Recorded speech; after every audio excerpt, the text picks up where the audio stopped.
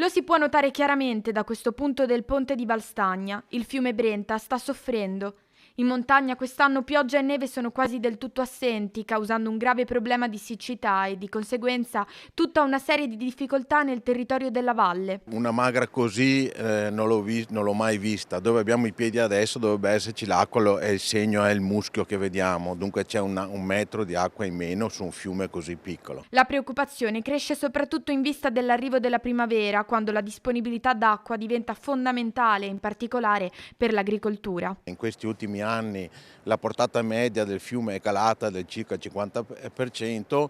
Il problema sono l'inserimento di richieste di nuove derivazioni per centrali idroelettriche che andrebbero a distruggere completamente l'ambito fluviale. Teniamo conto che soprattutto qui nel fiume Brenta ne abbiamo già 6 centrali. Un problema che danneggia in primis l'ecosistema fluviale tra fauna e flora e se la secca dovesse continuare rischia di avere ripercussioni anche sul turismo e sull'economia locale. Andrebbe anche a inficiare tutte quelle attività sportive e agonistiche che ci sono qui, anche le nostre 3 medaglie olimpiche che sono allenate qui e tutta l'attività didattica che viene fatta di 50.000 ragazzi all'anno che vengono in questo territorio andrebbe a venire meno.